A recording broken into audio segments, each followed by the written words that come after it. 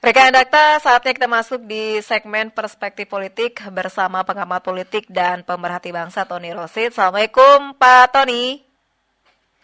Waalaikumsalam warahmatullahi wabarakatuh, Mbak Ulfi. Siapa Tony membahas pagi ini P3. Kabarnya juga sudah islah kemarin sempat ada konflik ya atau berseteru di dua kubu ini. Silakan Pak. Baik Mbak Ulfi dan seluruh pendengar Dakta dimanapun berada, P3 sekarang sudah islah awali dari muktamar di mana hari pertama sudah mulai ricuh, terus kemudian muncullah diikuti oleh Agus Suparmanto yang notabene mengikuti sampai full time dan dipilih secara aklamasi, tetapi kemudian kita tahu bahwa surat atau SK dari Kemenkum itu yang terbit adalah kemenangan atau dimenangkan Mardiono. Tentu ini menimbulkan sebuah gejolak yang luar biasa, adu kuatlah kemudian di ranah publik dan juga menjadi pressure barangkali kepada pemerintah terkait dengan dua kubu ini, yaitu kubu Agus Suparmanto dan kubu Mardiono. Tentu dari Agus Suparmanto yang merasa mengikuti muktamar sampai selesai, tetapi kemudian SK diberikan Mardiono yang muktamar di luar area muktamar merasa tidak terima, dan pendukungnya ternyata memang di sekitar 2/3 pendukung dari P3 yang pada akhirnya hampir semua cabang-cabang yang ketika dipimpin Mardiono mereka tidak mendukung Mardiono kan pasti terancam eksistensinya, pasti akan dicopot lah melalui musyawarah wilayah maupun melalui musyawarah atau melalui pempercap ya di DPC yang pada akhirnya mereka membuat surat keberatan atau penolakan terhadap Anda. Tetapi pada akhirnya dengan kelegowonan ya, terutama oleh Agus Suparmanto sebagai calon terpilih saat muktamar secara aklamasi dan kemudian yang di backup oleh Taj Yassin, pada akhirnya mencari jalan keluar. Kalau ini ribut, yang dirugikan adalah P3. P3 tidak punya kursi di DPR RI, tapi kalau kemudian rame-rame terus-menerus, yang pada akhirnya menguras energi, apalagi yang dihadapi ini adalah kekuasaan. Ya ketika bicara SK kan yang dihadapi tidak cuma Mardiono, tetapi kan juga kekuasaan. Ini akan melelahkan, memakan banyak energi, memakan banyak waktu yang justru yang dirugikan adalah P3. Maka kemudian mereka mencoba untuk mencari titik temu. Disitulah kemudian bertemulah antara kubu Mardiono dengan kubu Agus Suparmanto untuk islah dengan mengubah satu yang diubah itu ADART. ADART itu yang diakui adalah ADART Muktamar 10. Berarti di situ kan Muktamar ada perubahan. Di mana yang sebelumnya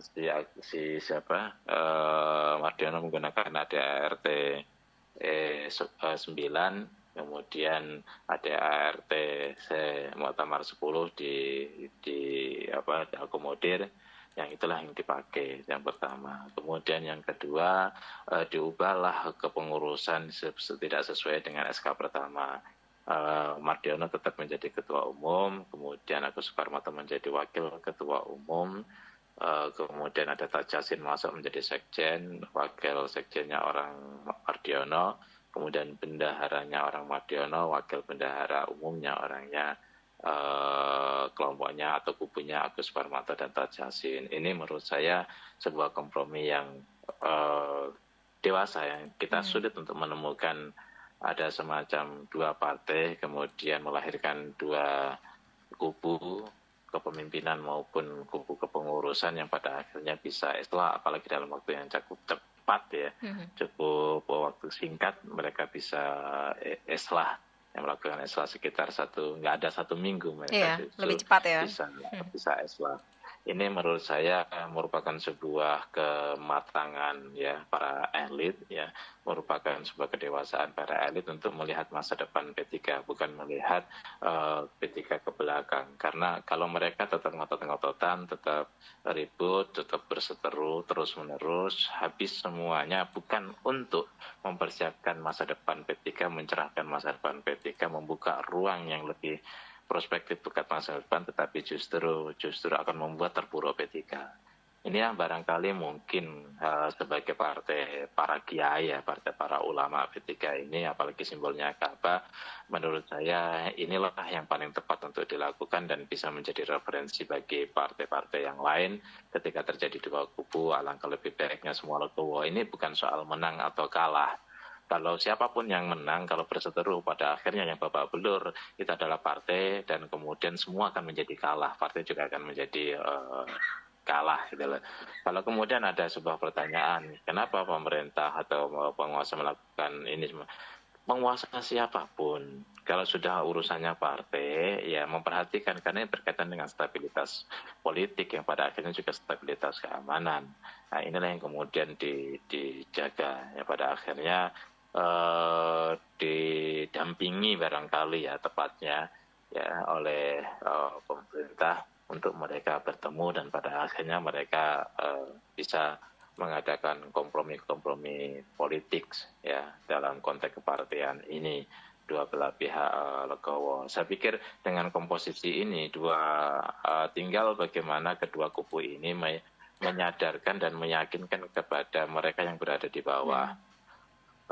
Maunya kan menang kalah itu umum lah ya, tetapi kubu Mardiono saya pikir yang sudah di depan mata sudah ada SK, tinggal bagi-bagi ngonimah bahasa politiknya itu, yang kemudian dikompromikan kan berarti tinggal separuh. Begitu juga kubu Agus yang merasa mengikuti prosesi muktamar sampai selesai dan kemudian menang, tahu-tahu kemudian dalam tanda kutip disabotase SK-nya oleh Mardiono yang jadi tidak menang ya.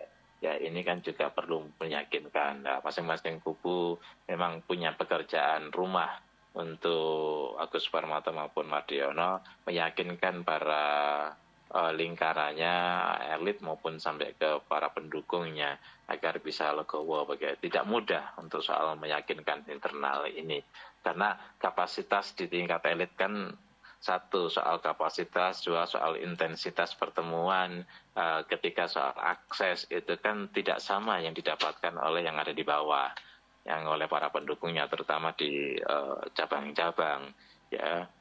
Inilah yang harus diselesaikan oleh masing-masing pihak, masing-masing kubu, baik dari Mardiono maupun dari Agus Suparmanto.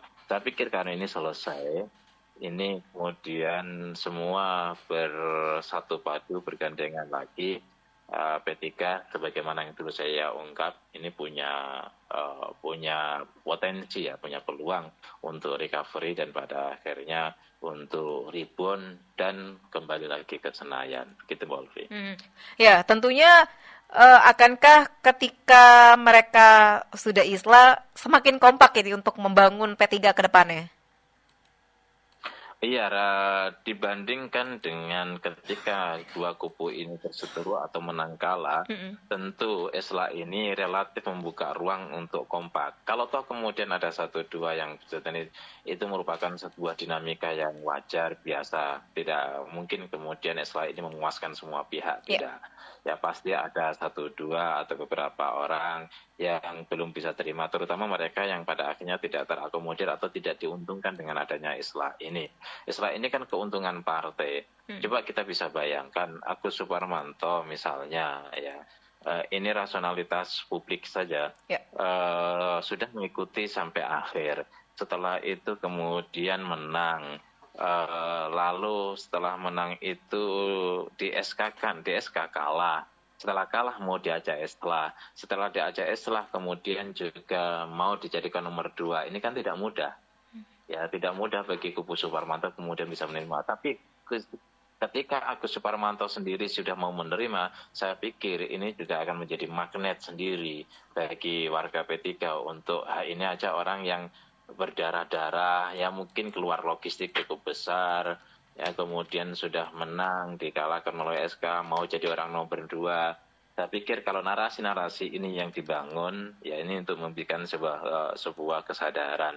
Inilah yang menurut saya menjadi potensi pengikat persatuan daripada Partai Persatuan Pembangunan atau Partai Berlambang Kabah ini. Potensi untuk bersatu jauh lebih besar. Sekali lagi tentu tidak semua bisa puas, tidak semua bisa terima, dan tidak semua bisa dirangkul. Dibanding dengan adanya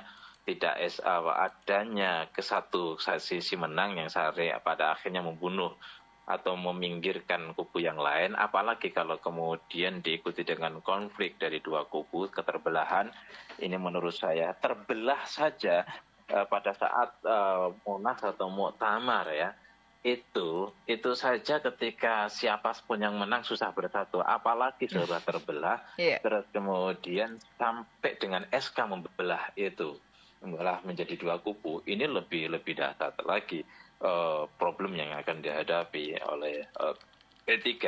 Maka jauh lebih soft, jauh lebih menguntungkan, dan jauh lebih memiliki kesempatan untuk progres, jauh lebih bisa membangun ikatan kembali ketika ini islah daripada tidak islah dalam pengertian menang kalah ya. Andai pun Agus Warmanto diberikan SK kemenangan, itu juga pada akhirnya kubu Mardiono akan hilang semua.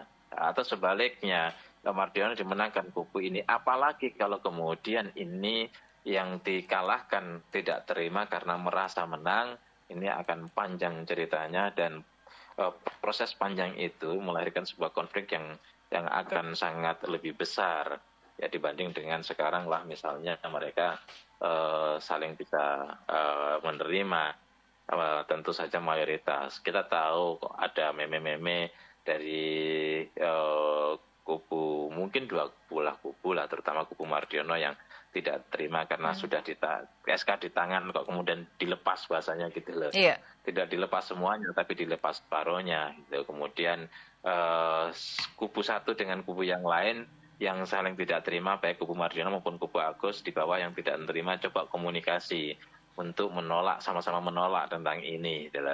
Ya inilah kemudian menjadi PR bagi Mardiono dan juga bagi Agus Warmanto, terutama mereka yang terpilih menjadi ketum, wakil ketua umum, kemudian sekjen, bendahara, wakil sekjen, dan wakil bendahara, untuk yang bersama-sama dengan kiai-kiai yang bisa menerima alasan mereka untuk bersama-sama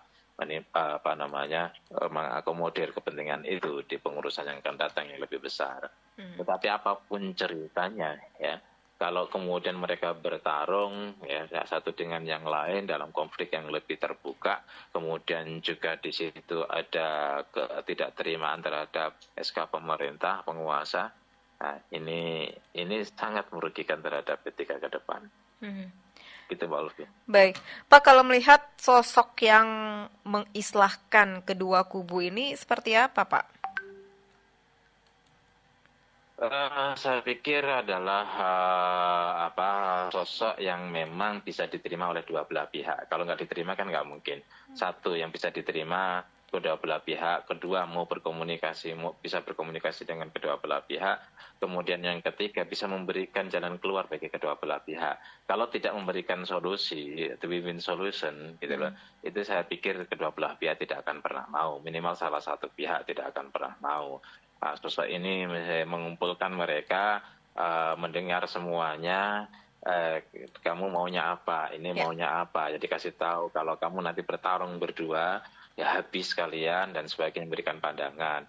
Kebetulan memang sosok ini bisa berkomunikasi dengan kedua belah pihak, kenal kepada kedua belah pihak, berkawan dengan kedua belah pihak, terus kemudian juga tidak punya kepentingan kepada kedua belah pihak, tidak berat sebelah kepada kedua belah pihak, dan juga bisa memberikan solusi-solusi bagi kedua belah pihak.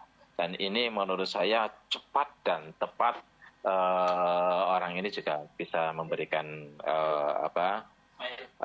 mengkomunikasikan dengan kedua belah pihak. Ini tidak mudah ya. Tapi kalau yang tidak kenal kepada kedua belah, tidak punya hubungan emosional dengan kedua belah pihak, saya pikir sulit. Pemerintah saya yakin, ini prediksi saya, istana mungkin memilih orang yang memang memang memilih orang yang memang dipasang untuk menyatukan kedua belah pihak, karena orang ini dicari orang yang memang punya hubungan emosional, punya perkawanan lama, punya histori dengan kedua belah pihak. Baik, Yang saya baik. dengar begitu, Mbak Lucy. Baik, jadi orang inilah istilahnya yang bisa menyatukan ataupun menghilangkan ego mereka, kemudian tahu Iya. bagaimana P3 dan sebagainya gitu ya, Pak ya? Iya, iya. Kayak dia paham B3, dia Mm-mm. kenal baik dengan kedua belah pihak. Ya namanya kenal, sudahlah. Lu kawan gue, lu kawan gue. Aha. Masa bertarung? Kalau lu bertarung ini kan yang rugi-rugi lu. P3 juga rugi. Lu amburadul. Bahasa perkawanan-perkawanan ini jauh lebih menyentuh, jauh Iya. lebih mengena daripada kemudian orang lain yang hubungannya rasional. Itu agak susah karena ini sudah soal ego, Iya. ini sudah soal emosi, ini soal harga diri, ini macam-macam, bukan soal posisi lagi. Ini sudah soal betul-betul melibatkan kedirian, ya, tidak hanya eksistensi tapi kedirian dan identitas masing-masing pihak. Butuh orang yang betul-betul mengenal dan dikenal oleh kedua belah pihak sebagai sosok yang berkawan dengan baik, begitu, Mbak. Ya, untuk memaksimalkan mesin partai, apalagi nanti di 2029 tentu eh, targetnya akan seperti apa ini, Pak?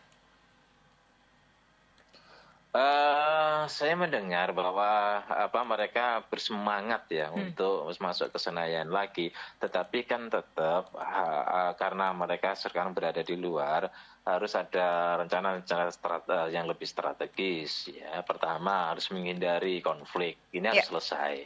Kemudian yang kedua, isu-isu negatif tentang P3, saya pikir ini harus hilang. Kalau dulu ada isu korupsi, dulu ada isu sabotase, pendukung kuasa dan tidak pendukung penguasa.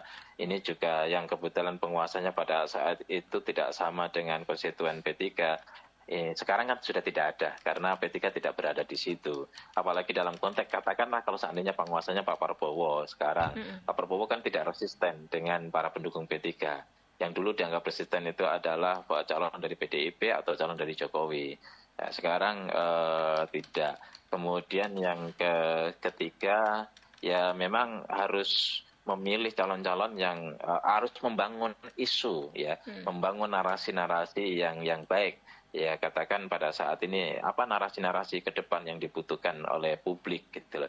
Kalau bisa mencuri narasi itu, mencuri isu itu, saya pikir P3 itu bisa naik kembali, bisa menjadi perhatian. Ya. Jangan perhatiannya seperti kemarin saja, ribut di muktamar. Kalau nggak ribut mungkin nggak ada media yang nyorot itu.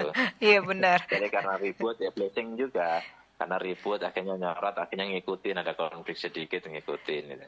Itu perlu kemampuan untuk membaca tema publik itu apa yang disukai. Gitu. Nah, ini yang perlu ini.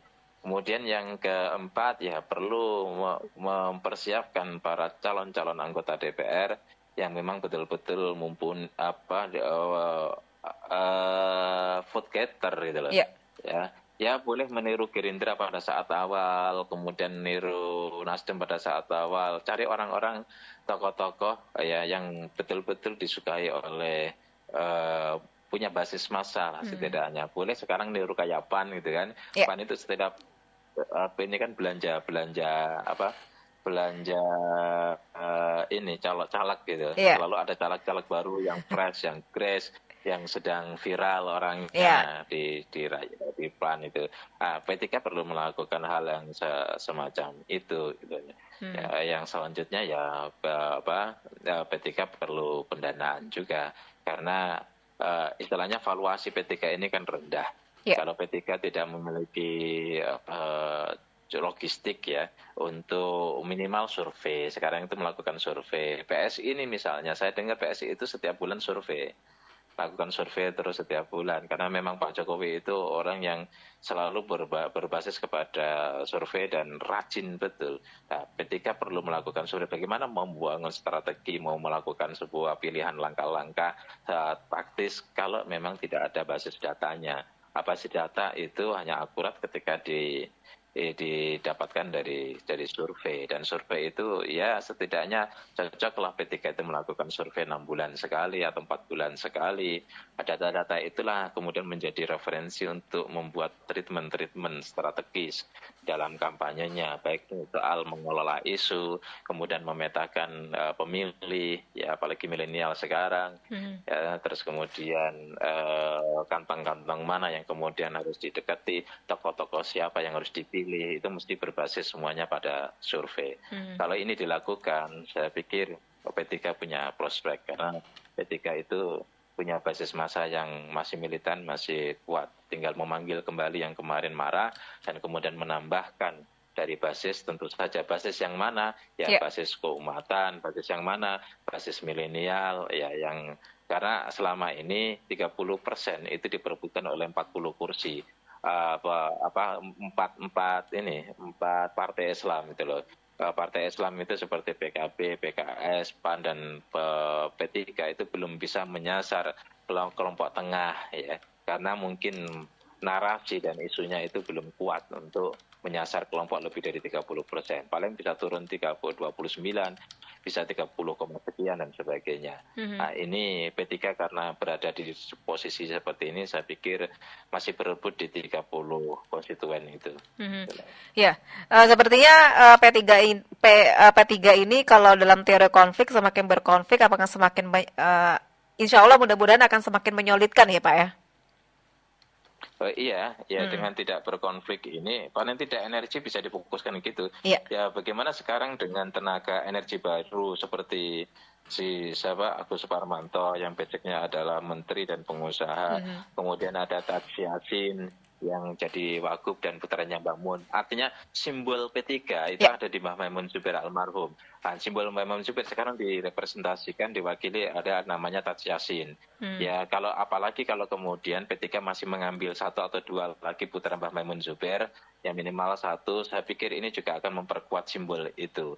Dan basis Jawa Tengah, Jawa Timur, sebagian Jawa Barat, Mbah Mun itu kuat. Makanya siapapun putra Mbah Mun kalau nyalon di Jawa Tengah, ya Gus Yassin masih ketika nyalon pada saat itu DPRD tingkat 1 gitu, masih anak muda sekali, gitu. Belum punya pengalaman. Jadi karena apa? Pakai simbolnya Mbah Mun. Terus kemudian juga ketika nyalon DPD wakil kenapa jadi perebutan untuk menjadi wakil gubernur? Karena memang kantong suaranya di simbol Mbah Mun itu santri. Kemudian juga ketika nyalon DPD terbesar suaranya di Jawa Tengah. Nah, ini bukti nyata bahwa Tadsy Yassin ini punya kantong suara khususnya Jawa Tengah, Jawa Timur, dan sebagian Jawa Barat. Karena alumni dari santri sarang. Apalagi Mbah Mun memang selama ini Mbah Maimun Zubair menjadi simbol daripada P3. Saya pikir dengan ikon, dengan Gus Yassin bisa menjadi ikon untuk menyatukan kembali P3 dan kemudian membawa P3 rebound atau melakukan perbaikan karena simbolnya sudah kembali. Gitu, Baik. Terima kasih Pak Tony sudah berbincang bersama Dakta. Sehat selalu. Assalamualaikum warahmatullahi wabarakatuh. Amin. Waalaikumsalam warahmatullahi wabarakatuh. Perspektif politik. Rekan Dakta, demikian perspektif politik bersama pengamat politik dan pemerhati bangsa Tony Rosyth.